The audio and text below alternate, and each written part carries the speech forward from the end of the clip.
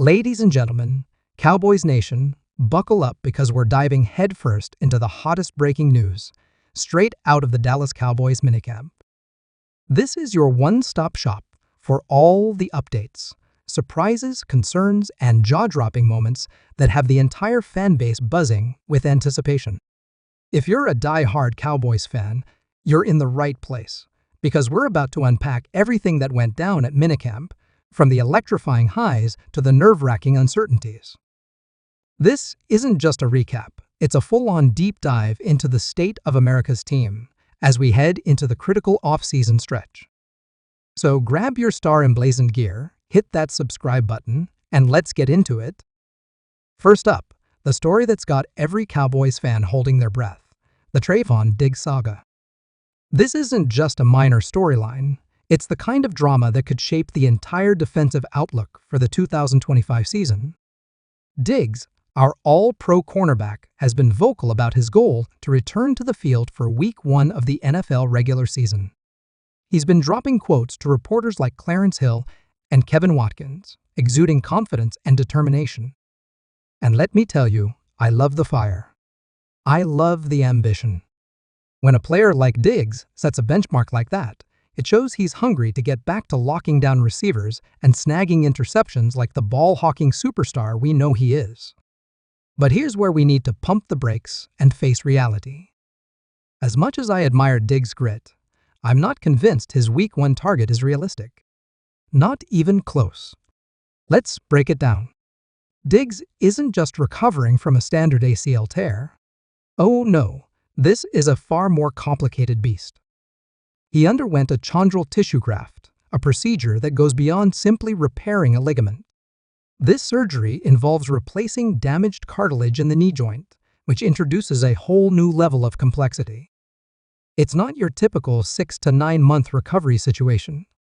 The timetable for a return is murky at best, and comparing Diggs' injury to a standard knee issue is like comparing a paper cut to a broken bone. They're just not in the same ballpark. To make matters worse, there's been some tension brewing between Diggs and the Cowboys' medical staff. Reports have hinted at finger-pointing and disagreements over his recovery process, which only adds to the uncertainty. The Cowboys' own medical team hasn't been overly optimistic about an early return, and that's been consistent for months. So, where does this leave us? Cowboys fans, we need to brace ourselves for the possibility that Diggs might not be back for Week 1 or even early in the season. If he does return and looks like his old self, snagging picks and shutting down top receivers, that would be a massive bonus. But banking on that feels like a gamble, and a dangerous one at that. The Cowboys secondary is talented but razor-thin. If they build their defensive game plan around the assumption that Diggs will be ready to roll, and then he's not, or worse, another key player in the secondary goes down, they're in serious trouble. This isn't about doubting Diggs' heart or talent. It's about being realistic with a recovery that's anything but straightforward.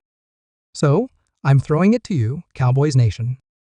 Do you believe Trevon Diggs will be suiting up and making plays in Week 1? My gut says no, but I'd love to be proven wrong. Drop a Y for yes or an N for no in the comments below, and let's get this debate fired up. This is a storyline that's going to dominate conversations all the way through training camp, and we'll be tracking every update.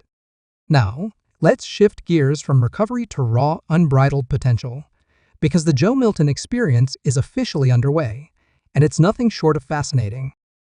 For those who haven't been following, Milton is the rookie quarterback turning heads at Minicamp, and let me tell you, he's giving us plenty to talk about. Is he perfect? Not by a long shot. His accuracy can be inconsistent. Sometimes he'll throw a pass that's nowhere near the target, leaving you scratching your head. He also has a tendency to hold onto the ball a bit too long, which, in a real game, would invite a swarm of defenders and some imaginary sacks. But then, out of nowhere, he'll unleash an absolute laser of a throw that reminds you why he was such a highly touted prospect coming out of college. This guy's arm talent is undeniable, and his athleticism is off the charts. Minicamp is the perfect stage for a player like Milton to shine. There's no tackling, no real pressure, and no contact, just a controlled environment where quarterbacks are protected and raw physical tools can take center stage. Milton is tailor-made for this setting. He's been letting his arm loose, testing his reads, and showing off the kind of athleticism that makes coaches and fans dream of what could be. Now, don't get it twisted. When the pads come on in training camp and the intensity ramps up, we'll get a clearer picture of what Milton can do under pressure. But for now, he's generating serious buzz, and I'm all in for it. The kid's got potential, and he's making the most of these early opportunities.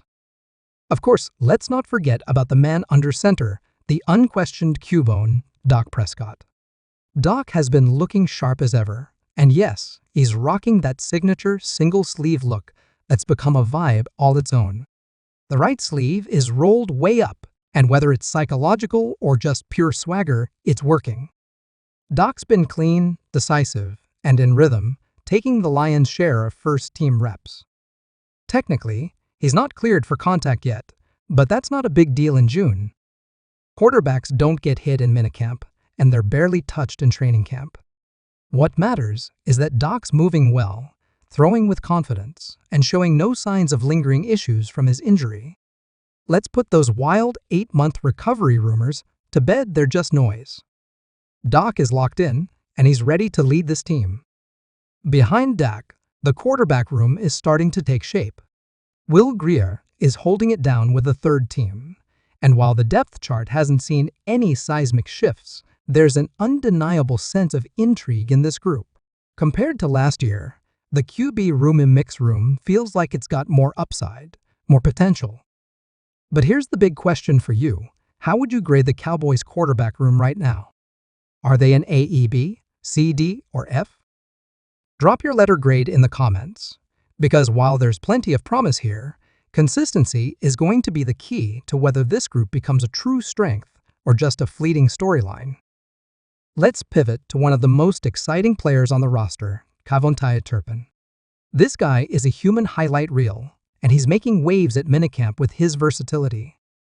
Just like last year, Turpin's been getting reps in the backfield, including an outside zone carry during drills that had everyone talking. Coach Schottenheimer has made it clear that versatility is the name of the game right now. Turpin's not just a wide receiver, he's cross-training in the backfield. Meanwhile, Deuce Vaughn is working with the receivers, and Hunter Luepke is juggling reps at fullback, running back, and tight end. This is all part of the battle for those coveted back-end roster spots. In today's NFL, you've got to do more than one thing, and special teams contributions are non-negotiable.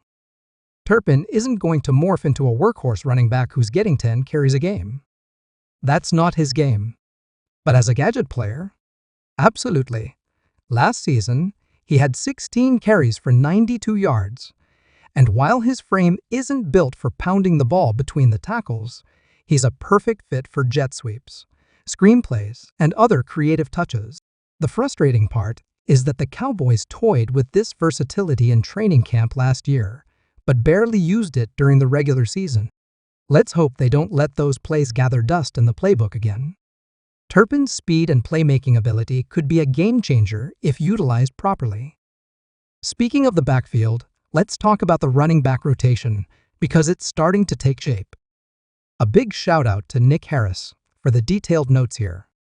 Coach Schottenheimer was quick to remind everyone that it's only June and there's no contact, so we need to take these evaluations with a grain of salt. But that doesn't mean we can't spot some trends. Javonte Williams and Miles Sanders have both been getting time with the first-team offense, and they flashed at different points.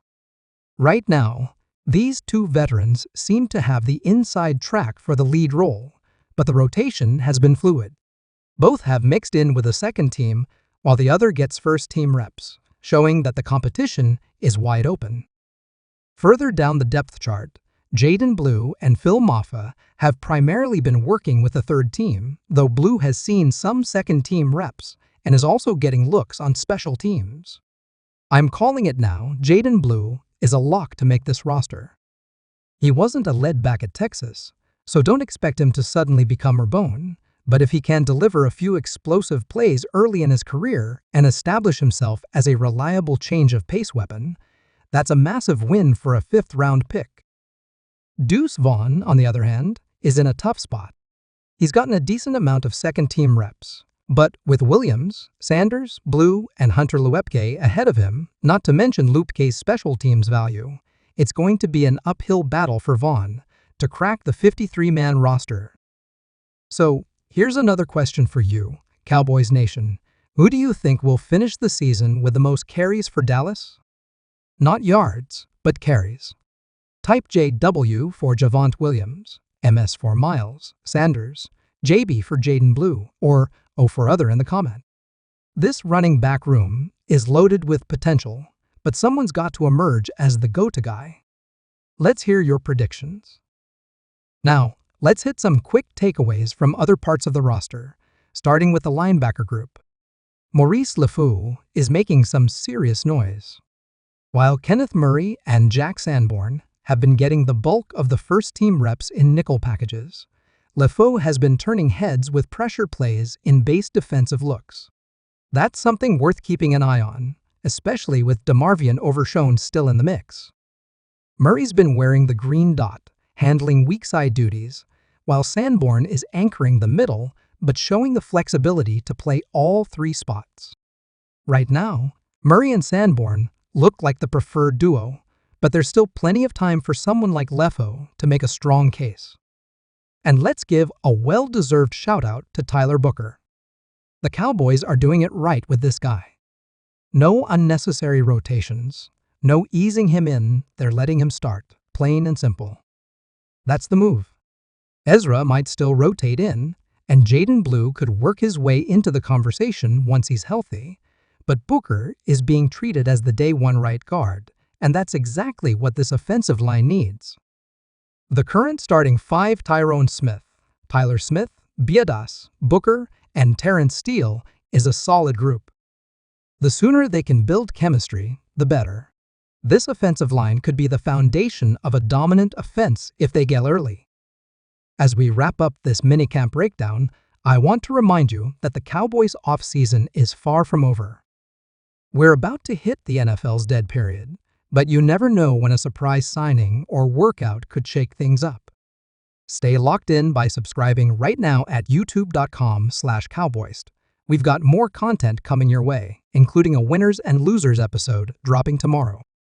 If you want that deep dive into who's rising and who's falling, let me know in the comments. Type winners and losers if that's what you're craving. If you're scrambling for a last-minute Father's Day gift, you're in luck. Cowboys jerseys, including the slick new George Pickens ones, are on sale now at chatsports.com/J. Hit the link in the comments or description. Grab your favorite player's jersey and rep the boys in style. That's all for now, Cowboys Nation. Let's keep the conversation going. Drop your thoughts, predictions, and grades in the comments, and I'll see you in the next one. Go Cowboys!